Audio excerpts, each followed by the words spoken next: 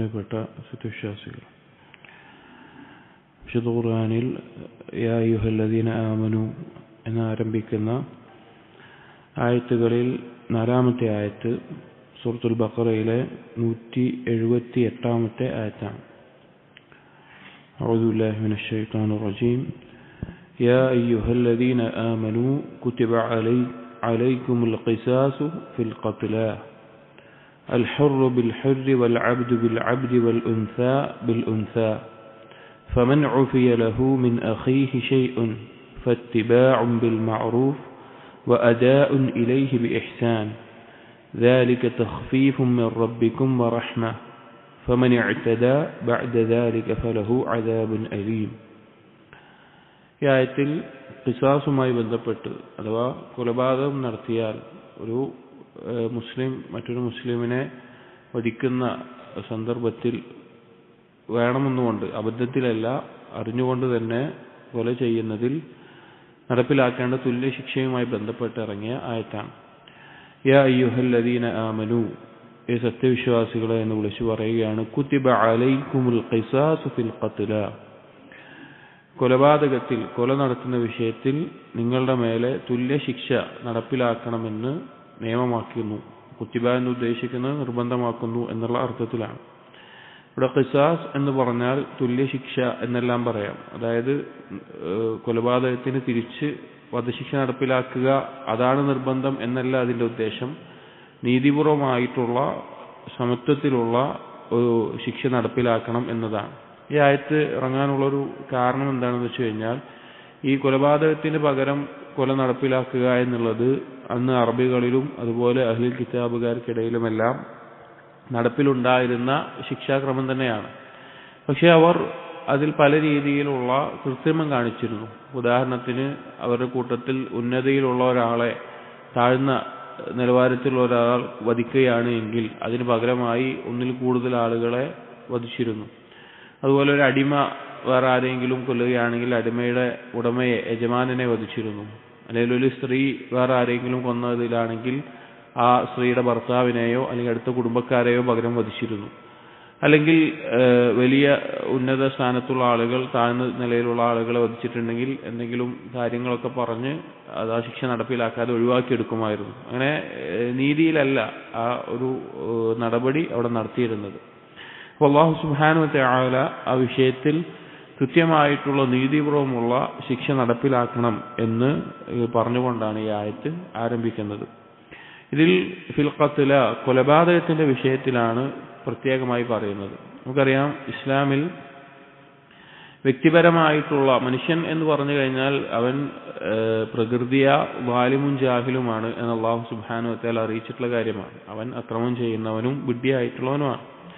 അപ്പൊ അവന്റെ ആ പ്രവർത്തനങ്ങളെ നിയന്ത്രിക്കാനും അത് കൃത്യമായ രീതിയിൽ നല്ല രീതിയിൽ മുന്നോട്ട് കൊണ്ടുപോകാനും അല്ലാഹു സുബ്ഹാനഹു വ തആല നിയമവ്യവസ്ഥ ഇറക്കിയിട്ടുണ്ട്.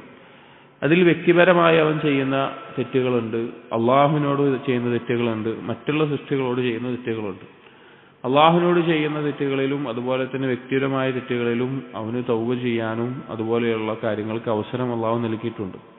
എന്നാൽ മറ്റുള്ള സൃഷ്ടികളോട് അവൻ ചെയ്യുന്ന ഈ തെറ്റുകളിൽ, മറ്റുള്ള ആളുകളെ ഇതുപോലെ കൊലപാതകം അല്ലെങ്കിൽ അതുപോലെ വേറൊരാളുടെ ഭാര്യയുമായി വ്യഭിചരിക്കുക, അങ്ങനെയുള്ള ധാരാളം കട്ടെടുക്കുക, അതുപോലെയുള്ള എല്ലാ പാപങ്ങൾക്കും കൃത്യമായ ശിക്ഷാ നടപടി ഇസ്ലാം പഠിപ്പിച്ചിട്ടുണ്ട്. ഇസ്ലാമിന്റെ ശിക്ഷാ നടപടി എന്ന് പറഞ്ഞു കഴിഞ്ഞാൽ അത് നീതി നടപ്പിലാക്കാനും അതുപോലെ തന്നെ മറ്റുള്ള ആളുകൾക്ക് ഒരു പാഠമാകാനും വേണ്ടിയിട്ടാണ്. അതുകൊണ്ടാണ് പല ശിക്ഷാ നടപടികളും നടത്തുമ്പോൾ ഒരു കൂട്ടം ആളുകൾ അതിന് സാക്ഷിയായി ഉണ്ടാകണം എന്ന് പറയാനുള്ള കാരണം ഇങ്ങനെയൊരു ശിക്ഷ ഉണ്ടാകും എന്നുള്ള, ദുനിയാവിൽ തന്നെ അങ്ങനെ ഒരു ശിക്ഷ ഉണ്ടാകും എന്നുള്ള ഭയം കൊണ്ട് തന്നെ മറ്റുള്ള ആളുകൾ അവർ ഇതുപോലെയുള്ള തെറ്റുകളിൽ നിന്ന് പിൻവാങ്ങാനൊക്കെ വേണ്ടിയിട്ടാണ് അതുപോലെയുള്ള ശിക്ഷാ നടപടികൾ ആളുകളുടെ മുമ്പിൽ വെച്ച് നടപ്പിലാക്കുന്നത്. കൊലപാതകം എന്നുള്ളത് വളരെ ഗൗരവമേറിയിട്ടുള്ള ഒരു പാപമാണ്.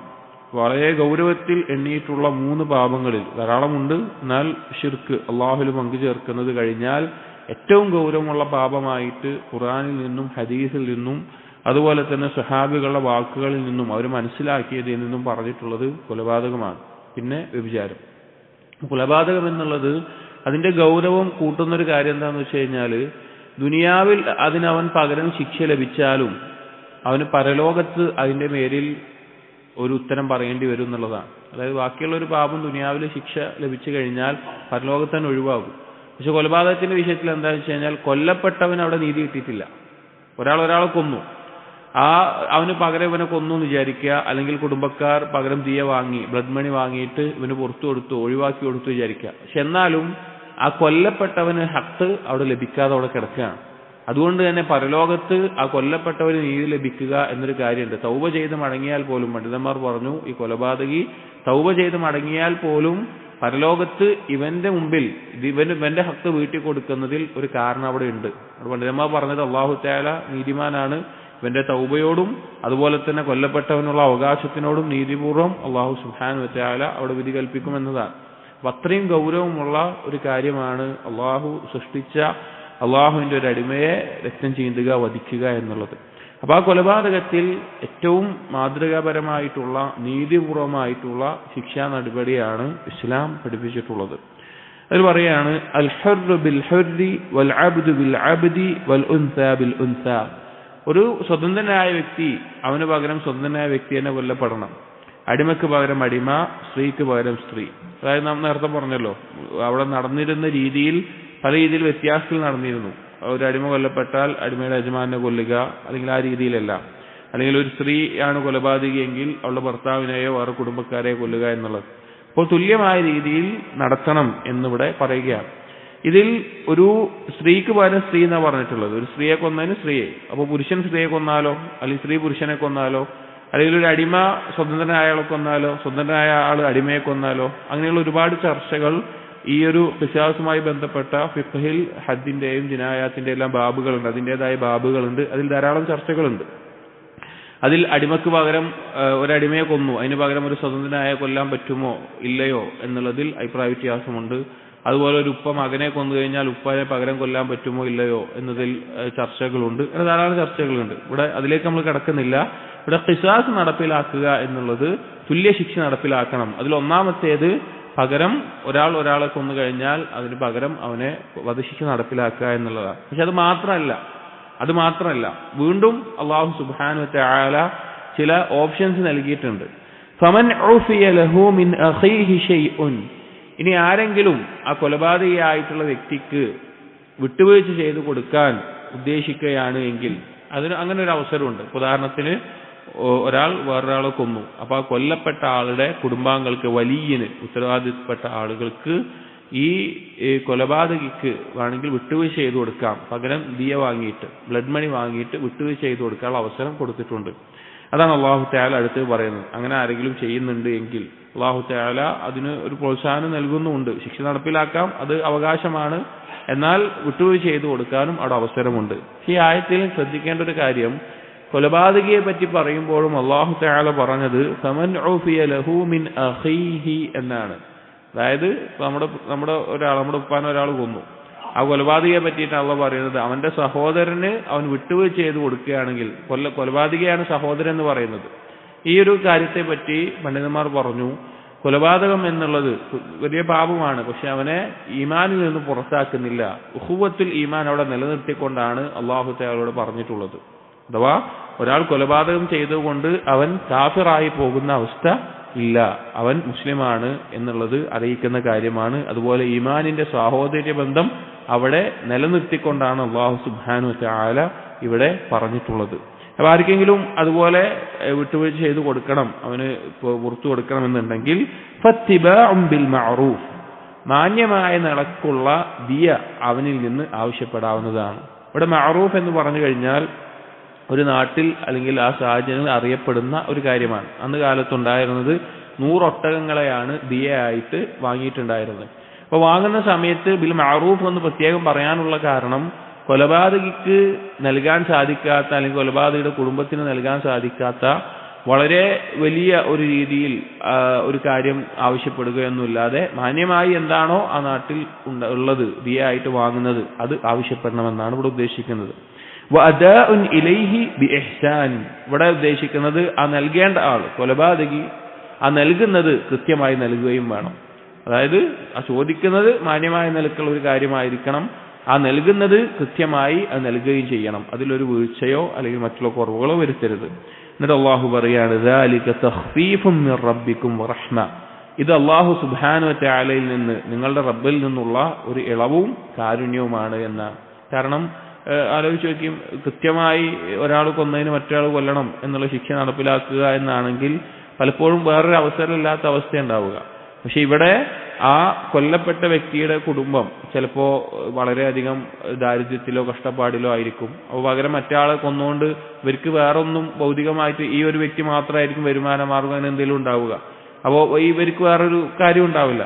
അതേസമയം ഇവർക്ക് ദിയ ആവശ്യപ്പെട്ടുകൊണ്ട് ഇവരുടെ ജീവിത ചെലവുകളോ മറ്റുള്ള കാര്യങ്ങളോ ഒക്കെ നിലനിർത്താം. അതിന് ഒരുപാട് കാര്യങ്ങൾ അതിൽ അള്ളാഹു സുബ്ഹാനഹു വ തആല ഈ ഒരു ഇളവ് നൽകുന്നതോട് കൂടി അള്ളാഹുവിന്റെ കാരുണ്യമായി കൊണ്ട് അള്ളാഹു സുബ്ഹാനഹു വ തആല പറയാം.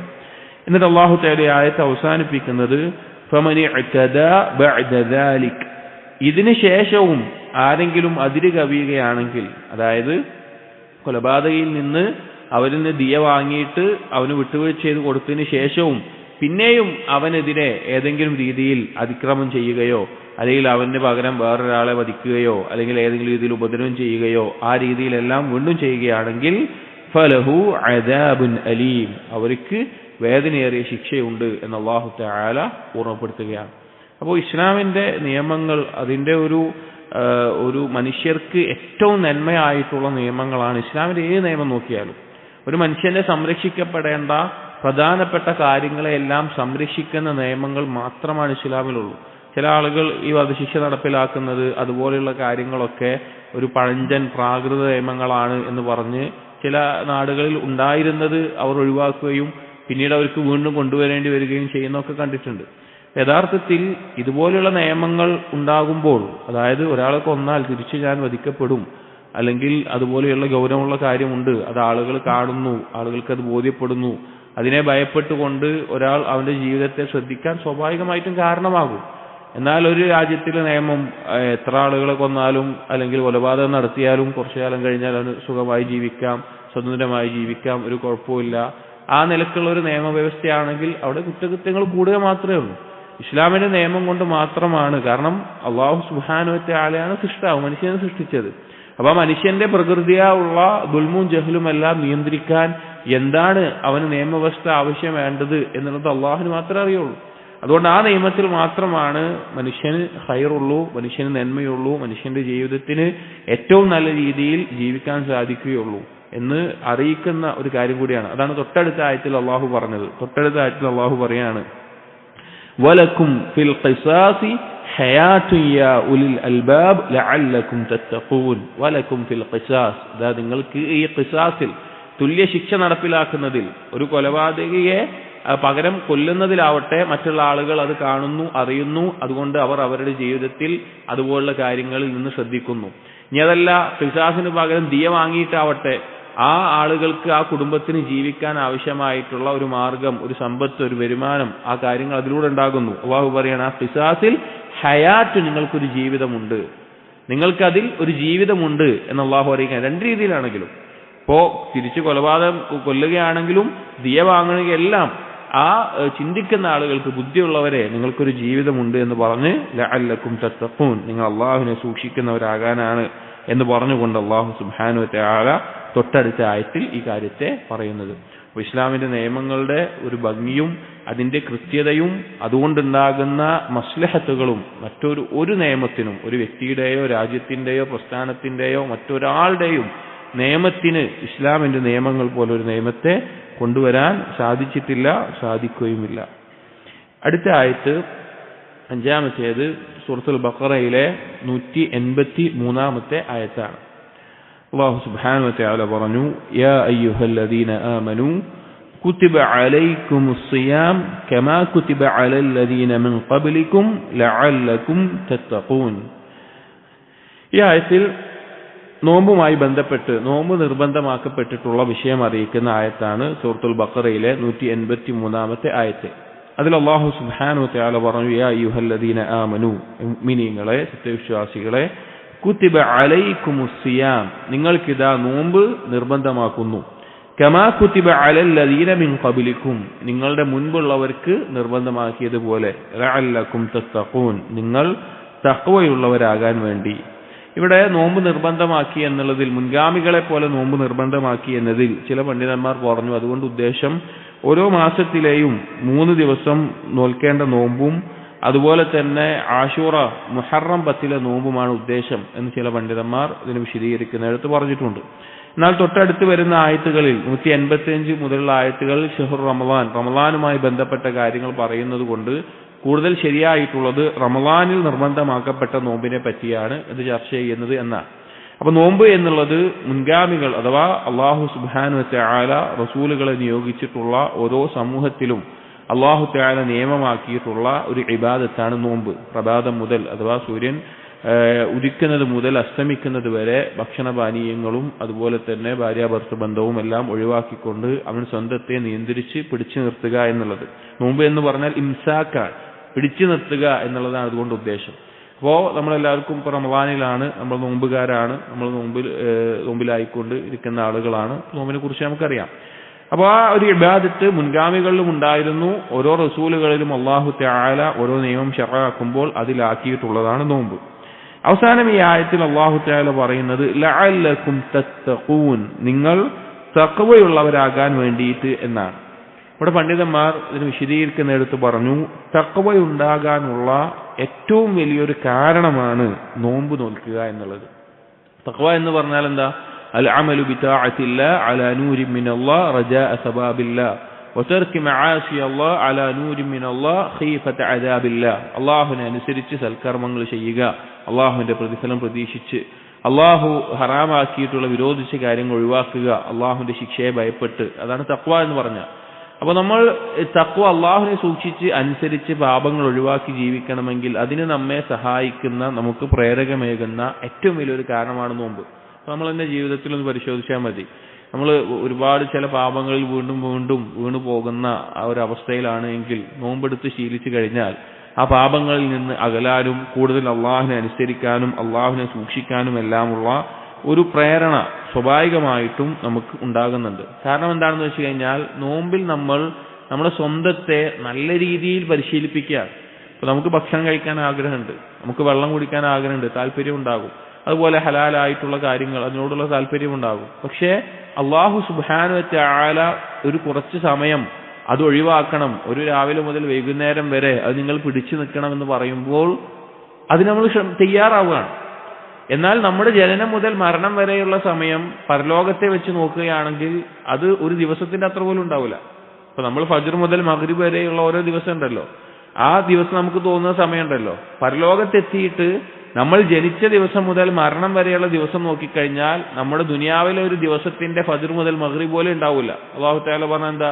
ഒരു അശിയത്ത്, ഒരു വൈകുന്നേരം അല്ലെങ്കിൽ ഒരു പ്രഭാതം, കുറച്ചു നേരമായിട്ടേ തോന്നുള്ളൂ. അപ്പോൾ ഒരു ദിവസത്തിൽ നമുക്ക് നമ്മെ നിയന്ത്രിക്കാൻ സാധിക്കുന്നുണ്ട് എങ്കിൽ ഒരായുസ്സിൽ മരണം വരെ തീർച്ചയായും അള്ളാഹുവിന്റെ നിയമങ്ങളെ അനുസരിച്ച് നമുക്ക് ജീവിക്കാൻ പറ്റും. അള്ളാഹു അനുവദനീയമാക്കിയത് മാത്രമേ ഞാൻ ചെയ്യുകയുള്ളൂ, അള്ളാഹു വിരോധിച്ചത് ഞാൻ ഒഴിവാക്കും എന്ന നിലക്ക് നമ്മെ പരിശീലിപ്പിക്കാൻ നമുക്ക് സാധിക്കും എന്ന് ബോധ്യപ്പെടുത്തുന്ന ഒരു ഇബാദത്താണ് നോമ്പ് എന്നുള്ളത്.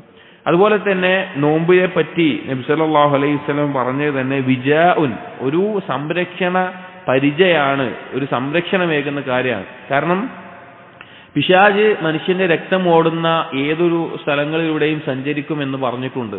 നോമ്പ് തോൽക്കുമ്പോൾ ആ പിശാചിന് സഞ്ചരിക്കാനുള്ള ഒരു സ്ഥലം പോലും നൽകാതെ അത് ഇടുക്കിക്കൊണ്ട് പിശാചിന്റെ ആ പ്രേരണകളെ ഇല്ലാതാക്കാൻ അത് കാരണമാക്കുന്നുണ്ട്.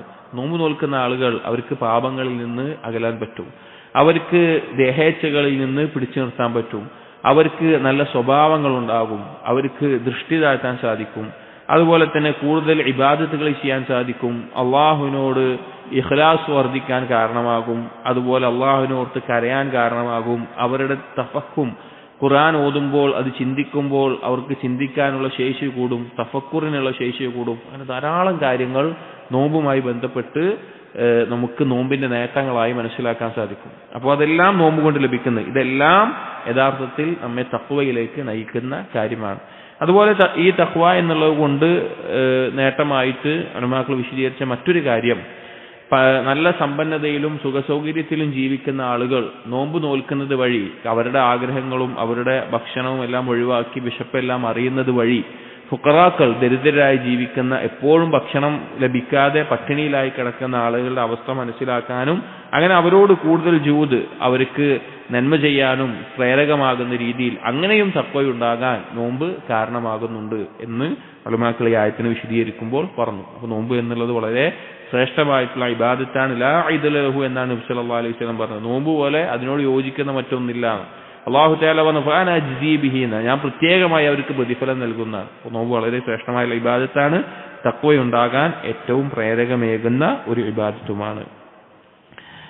അടുത്ത ആയത്ത് 6-ാമത്തെ ആയത്ത് സൂറത്തുൽ ബഖറയിലെ 208-ാമത്തെ ആയത്താണ്. സൂറത്തുൽ ബഖറയിലെ 208-ാമത്തെ ആയത്ത്. അതിൽ അല്ലാഹു സുബ്ഹാനഹു വ തആല പറയുന്നു, യാ അയ്യുഹല്ലദീന ആമനൂ ഉദ്ഖുലൂ ഫിസ്സിൽമി കാഫ വലാ തത്തബിഉ ഖുതുവാതിശ് ശൈത്താൻ ഇന്നഹു ലക്കും അദുവ്വുൻ മുബീൻ. യാ അയ്യുഹല്ലദീന ആമനൂ, ഏ സത്യവിശ്വാസികളെ മുഅ്മിനീങ്ങളെ എന്ന് വിളിച്ചുകൊണ്ട് അല്ലാഹു പറയാണ്, ഉദ്ഖുലൂ ഫിസ്സിൽമി കാഫ, നിങ്ങൾ ഇസ്ലാമിലേക്ക് പൂർണ്ണമായി പ്രവേശിക്കുക എന്നത്, പൂർണ്ണമായി പ്രവേശിക്കുക എന്നുള്ളത്.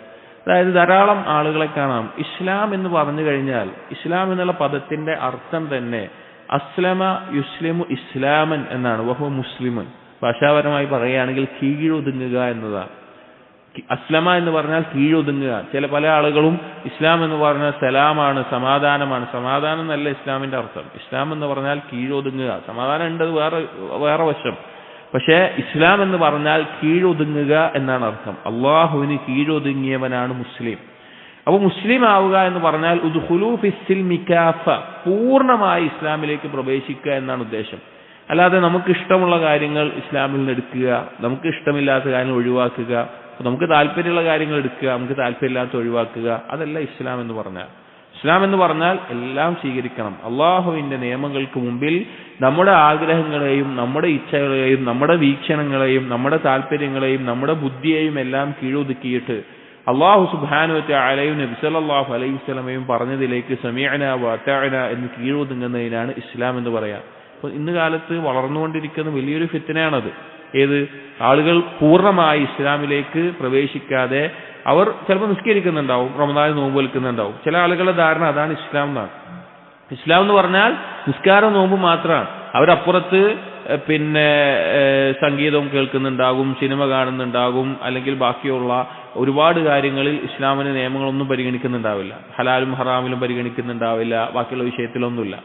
അങ്ങനെയല്ല. ഇസ്ലാം എന്ന് പറഞ്ഞു കഴിഞ്ഞാൽ ഏതൊരു വിഷയത്തിലും നമ്മുടെ ജീവിതത്തിൽ ഏതൊരു വിഷയം വന്നാലും ഏതൊരു തീരുമാനമെടുക്കേണ്ട അവസ്ഥ വന്നാലും ഈ വിഷയത്തിൽ എന്താണ് ദീന് പറഞ്ഞിട്ടുള്ളത്, എന്താണ് ഇസ്ലാമിന്റെ നിയമം, എന്താണ് അള്ളാഹു പറഞ്ഞിട്ടുള്ളത്, എന്താണ് അള്ളാഹുവിന്റെ റസൂല് പറഞ്ഞിട്ടുള്ളത്, എങ്ങനെയാണ് അത് സ്വഹാബികൾ മനസ്സിലാക്കിയിട്ടുള്ളത്, അതാണ് ഇസ്ലാം എന്ന് പറഞ്ഞാൽ.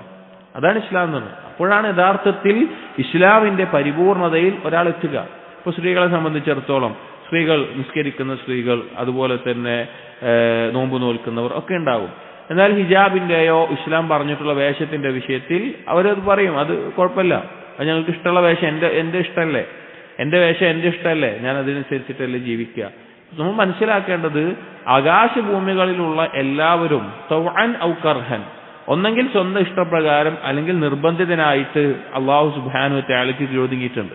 ഉദാഹരണം, ഒരു കാഫിർ, അള്ളാഹുവിനെ നിഷേധിക്കുന്ന ഒരു കാഫിർ ആണെങ്കിലും അവൻ നിർബന്ധിതനായിട്ട് ഇസ്ലാമുൽ ആമ്മ എന്ന് പറയും, പൊതുവായിട്ടുള്ള ഇസ്ലാം അവനുണ്ട്. അതായത് അവന്റെ ജീവിതത്തിൽ അവൻ ഉറങ്ങുന്നത്, ഉറക്കത്തിൽ നിന്ന് എഴുന്നേൽക്കുന്നത്, അവന്റെ മലമൂത്ര വിസർജനം, അവന്റെ ഹൃദയത്തിന്റെ മിടിപ്പ്, അവന്റെ രോഗം, അവന്റെ ബാക്കിയുള്ള കാര്യങ്ങൾ, ഇതൊന്നും അവന്റെ നിയന്ത്രണത്തിലല്ല. അവനൊരിക്കലും അത് തീരുമാനിക്കാൻ പറ്റൂല. ആ വിഷയങ്ങളിൽ അവൻ അള്ളാഹുവിന്റെ നിയമത്തിന് കീഴൊതുങ്ങിയിട്ടേ ജീവിക്കാൻ പറ്റുള്ളൂ. എന്നാൽ അവൻ സ്വമേധയാ അവൻ അനുസരണയോടുകൂടി ചെയ്യേണ്ട ഇസ്ലാം, അതാണ് നബിമാർ ക്ഷണിച്ചിട്ടുള്ള ഇസ്ലാം എന്നുള്ളത്. അതൊരു കാഫറിൽ നിന്നുണ്ടാകുന്നില്ല. ഇവിടെ ഞാൻ പറയുന്നത് ഇവിടെ വിളിച്ചു പറയുന്ന മുഅ്മിനീങ്ങളോടാണ്. ഇവിടെ നമ്മുടെ ആയത്തുകളുടെ പ്രത്യേകത എന്താണ്? നമ്മൾ ഏത് ആയത്തുകളാണ് വിശദീകരിക്കുന്നത്? മുഅ്മിനീങ്ങളോട് പറയുന്ന ആയത്തുകളാണ്. അപ്പൊ അള്ളാഹുവിൽ വിശ്വസിക്കുന്ന, പരലോകത്തിൽ വിശ്വസിക്കുന്ന പുരുഷനോ സ്ത്രീയോ ആരോ ആവട്ടെ, അവർ മനസ്സിലാക്കേണ്ടത് ഇസ്ലാം എന്ന് പറഞ്ഞു കഴിഞ്ഞാൽ അതിന്റെ എല്ലാ നിയമങ്ങളും നമ്മൾ കീഴൊതുങ്ങണം. ചിലത് നമ്മൾ എടുക്കുക, ചിലത് ഒഴിവാക്കുക, നമുക്ക് പറ്റുന്ന എടുക്കുക, നമുക്ക് പറ്റാത്ത ഒഴിവാക്കുക. ഇത് പൂർണ്ണമായ ഇസ്ലാമല്ല. ഇസ്ലാം എന്ന് പറഞ്ഞാൽ നമ്മുടെ ഇച്ഛകൾ അത് ഇസ്ലാമിന്റെ നിയമങ്ങൾക്ക് കീഴിലായിക്കൊണ്ട് നിൽക്കണം. അപ്പോൾ സ്ത്രീകളുടെ ഹിജാബ് ആവട്ടെ, നിഖാബ് ആവട്ടെ, അവർ ഇസ്ലാം പഠിപ്പിച്ചിട്ടുള്ള വേഷം ധരിക്കുക. പുരുഷന്മാർ അതുപോലെ തന്നെ പുരുഷന്മാരുടെ വേഷം, പുരുഷന്മാരുടെ രൂപം, കോലം അത് ഇസ്ലാം പഠിപ്പിച്ച പോലെ ആവുക. സ്വഭാവം അതുപോലെ ആക്കുക, കച്ചവടം അതുപോലെ ആക്കുക, ഹലാല് ഹറാമുകൾ അതുപോലെ ആക്കുക, കുടുംബ ബന്ധങ്ങളും അയൽപക്ക ബന്ധങ്ങളും സുഹൃത്ത് ബന്ധങ്ങളും അതുപോലെ ആക്കുക. ഏത് വിഷയത്തിലും ഇസ്ലാമിലേക്ക് പ്രവേശിക്കുമ്പോഴാണ് പൂർണ്ണമായൊരു മുസ്ലിം ആകുന്നത്. അതാണ് അല്ലാഹു തആല പറയുന്നത്, നിങ്ങൾ പൂർണ്ണമായി ഇസ്ലാമിലേക്ക് പ്രവേശിക്കുക. നിങ്ങളുടെ ഇഷ്ടമല്ല, നിങ്ങളുടെ ഇഷ്ടത്തിന് തിരഞ്ഞെടുക്കണമെങ്കിൽ നേരത്തെ പറഞ്ഞതുപോലെ ആമായിട്ടുള്ള ഇസ്ലാമിൽ നമുക്ക് സ്വാതന്ത്ര്യം വേണം. നിങ്ങൾ എവിടെ ജനിക്കണം, എപ്പോൾ ജനിക്കണം, എങ്ങനെ രൂപമാവണം, നിങ്ങളുടെ തൊലിയുടെ നിറം എന്താവണം, നിങ്ങൾ ആണാവണോ പെണ്ണാവണോ, അല്ലെങ്കിൽ നിങ്ങൾക്ക് എപ്പോൾ രോഗം വരണം, എപ്പോൾ രോഗം മാറണം, നിങ്ങൾ എപ്പോൾ മലമൂത്ര വിസർജനം നടത്തണം, നിങ്ങൾ എപ്പോൾ ഉറങ്ങണം, എപ്പോൾ എഴുന്നേൽക്കണം, ഇതൊക്കെ നിങ്ങൾക്ക് തീരുമാനിക്കാൻ പറ്റണം. ഇതൊന്നും പറ്റുന്നില്ല. ഇതൊന്നും പറ്റാത്തത് കൊണ്ട് തന്നെ അള്ളാഹുവിന്റെ നിയമങ്ങൾ അറിഞ്ഞുകൊണ്ട് കീഴൊതുങ്ങൽ മാത്രമാണ് നമുക്കുള്ള രക്ഷാമാർഗം. എന്നിട്ട് അല്ലാഹു തആല ഇതിന് തുടർച്ചയായിട്ട് തന്നെ പറയാണ്, വലാ തത്തബിഉ ഖുതുവാതിശ് ശൈത്താൻ, നിങ്ങൾ പിശാചിന്റെ കാലടികളെ പിൻപറ്റരുത്. കാരണം പൂർണ്ണമായി ഇസ്ലാമിൽ കീഴൊതുങ്ങുന്നതിന് തടസ്സമാകുന്ന കാര്യമെന്ന് പറഞ്ഞു കഴിഞ്ഞാൽ അത് പിശാചിന്റെ കാലടികളെ പിൻപറ്റുന്നിടത്താണ്. ഇപ്പോൾ ആളുകളുടെ ധാരണ എങ്ങനെയാണ്? ഇപ്പോൾ ചില ആളുകളുണ്ടാവും, അവർ ജുമുഅക്ക് കൃത്യമായി പോകുന്നുണ്ടാവും, ബാക്കിയൊന്നും നിസ്കരിക്കണ്ടാവില്ല. അവൻ ചിന്തിക്കുന്നത് ഞാൻ നല്ല ദീനിയായിട്ടുള്ള ആളാണ്, ഞാൻ ജുമുഅക്ക് പോകുന്നുണ്ടല്ലോ. വേറെ ആളുകൾ അങ്ങനെ ഓരോ കാര്യങ്ങൾ ചെയ്യുന്നുണ്ടാവും, ബാക്കിയുള്ള കാര്യം ശ്രദ്ധിക്കുന്നുണ്ടാവില്ല. അപ്പൊ അവരെ സ്വയം ചിന്തിക്കുന്നത് ഞാൻ എല്ലാം ചെയ്യുന്ന, ഞാൻ നല്ല ഇസ്ലാമിന്റെ നല്ല ആളാണ് എന്ന നിലക്കാണ്. നമ്മൾ എപ്പോഴും പരിശോധിക്കേണ്ടത് ഇസ്ലാമിന്റെ പ്രമാണങ്ങളുമായിട്ട് എങ്ങനെയാണ് എന്റെ ജീവിതം, എന്റെ ഇച്ഛകൾക്കും എന്റെ താല്പര്യങ്ങൾക്കും എന്റെ ആഗ്രഹങ്ങൾക്കും അനുസരിച്ചാണോ, അതോ ദീനിന്റെ നിയമങ്ങളാണോ ഞാൻ പ്രാധാന്യം കൊടുക്കുന്നത്? അങ്ങനെ നമ്മൾ ചെയ്യുന്നില്ല എങ്കിൽ നമ്മൾ പിശാചിന്റെ കാലടികളെയാണ് പിൻപറ്റുന്നത്. അതുകൊണ്ടാണ് അല്ലാഹു തആല തൊട്ടടുത്ത് പറഞ്ഞത്, വലാ തത്തബിഉ ഖുതുവാതിശ് ശൈത്താൻ, പിശാചിന്റെ കാലടികൾ ഇങ്ങനെ പിൻപറ്റരുത്. ആദ്യം ചെറിയ ചെറിയ കാര്യങ്ങളിലായിരുന്നു തെറ്റിക്കുക, പിന്നെ മെല്ലെ മെല്ലെ ഓരോ നിർബന്ധമായ കാര്യങ്ങൾ അതുപോലെ ഓരോന്നും ഒഴിവാക്കുന്ന അവസ്ഥയിലേക്ക് പിശാച് നമ്മെ എത്തിക്കും. എന്നിട്ട് അവസാനത്തിൽ താക്കീത് ചെയ്തു, ഇന്നഹു ലക്കും അദുവ്വുൻ മുബീൻ, തീർച്ച അവൻ നിങ്ങൾക്ക് പ്രത്യക്ഷമായ ശത്രുവാണ്. പിശാച് എന്നുള്ളത് നമ്മോട് ഒരു അംശം പോലും കാരുണ്യമില്ലാതെ എങ്ങനെയെങ്കിലും നരകത്തിന്റെ അടിത്തട്ടിലേക്ക് നമ്മെ എത്തിക്കാൻ വേണ്ടി എല്ലാവിധ രീതിയിലും പണിയെടുക്കുന്ന ആളാണ് പിശാച് എന്നുള്ളത് നമ്മൾ മനസ്സിലാക്കണം. ഞാൻ പലപ്പോഴും ഉപമ പറയാറുണ്ട്. അപ്പൊ നമ്മുടെ വീടിന്റെ തൊട്ടപ്പുറത്ത് നമ്മെ ഉപദ്രവിക്കാൻ വേണ്ടി, നമ്മെ ആക്രമിക്കാൻ വേണ്ടി ഒരു ശത്രു ആയുധമായി തയ്യാറെടുത്ത് നിൽക്കുന്നുണ്ടെന്ന് വിചാരിക്കുക. നമ്മൾ എത്രത്തോളം ശ്രദ്ധയോടുകൂടിയായിരിക്കും നമ്മളെയും നമ്മുടെ കുടുംബത്തെയും നമ്മൾ സംരക്ഷിക്കുക. എന്നാൽ അതിനേക്കാൾ ഉറപ്പോടുകൂടി അള്ളാഹു പറയാണ്, നമ്മുടെ ഈ പരലോകം നഷ്ടപ്പെടുത്താൻ വേണ്ടി ഒരു ശത്രുവോട് ഒരുങ്ങി നിൽക്കുന്നുണ്ട്. നമ്മൾ അതിന് തയ്യാറെടുപ്പുകളോ അതിനെതിരെയുള്ള കാര്യങ്ങളോ ഒന്നും ചെയ്യുന്നില്ല എങ്കിൽ നമ്മൾ വിഡ്ഢികളായിരിക്കും. അപ്പോ പ്രത്യക്ഷമായ ശത്രുവായിട്ടുള്ള പിശാചിനെ പിൻപറ്റുക എന്നുള്ളത് ദീനിൽ നിന്ന് തെറ്റിപ്പോകുന്നതിന്റെ അടയാളമാണ്. ഇനി ഈ ആയത്തിനെ ചില പണ്ഡിതന്മാർ പറഞ്ഞു, ഇത് ഖിതാബ് ചെയ്യുന്നത് മുനാഫിഖീങ്ങളോടാണ്. മുനാഫിഖീങ്ങളെ പ്രത്യേകം ഉദ്ദേശിച്ചുകൊണ്ടുകൂടിയാണ് ഇത് പറയുന്നത്.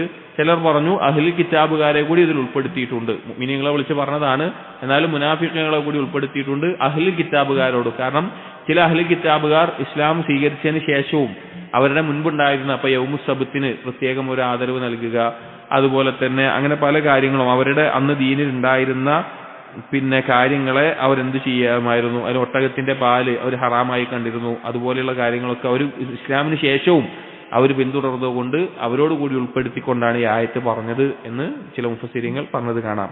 ഈ ആയത്തിന്റെ പൂർണ്ണതയ്ക്ക് അടുത്ത ആയത്ത് കൂടി പറയണം. ആ ആയത്ത് കൂടി പറയുകയാണ്, ഫഇൻ സലൽതും മിൻ ബഅദി മാ ജാഅത്കുമുൽ ബയ്യിനാത്ത്. അല്ലാഹു പറയാണ്, നിങ്ങൾ ഇതിനു ശേഷവും, നിങ്ങൾക്ക് വ്യക്തമായ ഈ തെളിവുകൾ വന്നു കിട്ടിയതിനു ശേഷവും നിങ്ങൾ തെറ്റിപ്പോവുകയാണ് എങ്കിൽ, അഥവാ അള്ളാഹുവിന് കീഴൊതുങ്ങി അനുസരിക്കാൻ തടസ്സമായിക്കൊണ്ട് നിങ്ങൾ തെറ്റിപ്പോവുകയാണ് എങ്കിൽ, ഫഅലമു, നിങ്ങൾ മനസ്സിലാക്കിക്കൊള്ളുക, അന്നല്ലാഹ അസീസുൻ ഹകീം, തീർച്ചയായും അള്ളാഹു അസീസാണ്. അസീസ് എന്ന് പറഞ്ഞാൽ ഖുദ്റത്തിന്റെ പരിപൂർണതക്കാണ് അസീസ് എന്ന് പറയാം. എന്ത് ശിക്ഷ നടപ്പിലാക്കാനും കഴിവുള്ളവനാണ് അള്ളാഹു. ഹക്കീം എന്ന് പറഞ്ഞാൽ ഇൽമിന്റെ പൂർണ്ണതക്കാണ് ഹക്കീം എന്ന് പറയാം. അലീമിന്റെ ഉന്നതമായ അവസ്ഥയാണ് ഹക്കീം എന്ന് പറയാം. പക്ഷെ ആ ശിക്ഷ നടപ്പിലാക്കുക കൃത്യമായ ഹക്കിന്റെ അടിസ്ഥാനത്തിൽ അറിവോടുകൂടി മാത്രമേ അത് നടപ്പിലാക്കുകയുള്ളൂ. അതുകൊണ്ടാണ് അസീസും ഹക്കീമും ഒരുമിച്ച് പറയാനുള്ള കാരണം. അല്ലാഹു സുബ്ഹാനഹു വ തആല അസീസും ഹക്കീമുമാണ് നിങ്ങൾ മനസ്സിലാക്കുക എന്ന് ഉറപ്പെടുത്തുകയാണ്. അപ്പൊ സഹോദരങ്ങളെ, നമ്മൾ പൂർണ്ണമായിട്ട് നമ്മുടെ നമ്മുടെ ഇഷ്ടങ്ങളല്ല, നമ്മുടെ ഇച്ഛകളല്ല, നമ്മുടെ താല്പര്യങ്ങളല്ല, ദീനിന്റെ നിയമങ്ങൾക്ക് മുമ്പിൽ നാം കീഴൊതുങ്ങുന്നുണ്ടോ എന്നാണ് നാം പരിശോധിക്കേണ്ടത്. അതാണ് ഈ ആയത്ത് കൊണ്ടുള്ള ഉദ്ദേശം. ഇൻഷാ അല്ലാഹ് അടുത്ത ആയത്തുകൾ അടുത്ത ദിവസം നോക്കാം. സുബ്ഹാനകല്ലാഹുമ്മ വബിഹംദിക അഷ്ഹദു അല്ലാ ഇലാഹ ഇല്ലാ അൻത അസ്തഗ്ഫിറുക വഅതൂബു ഇലൈക്. വസല്ലല്ലാഹു അലാ നബിയിനാ മുഹമ്മദിൻ വഅലാ ആലിഹി വഅസ്ഹാബിഹി അജ്മഈൻ. അൽഹംദുലില്ലാഹി റബ്ബിൽ ആലമീൻ.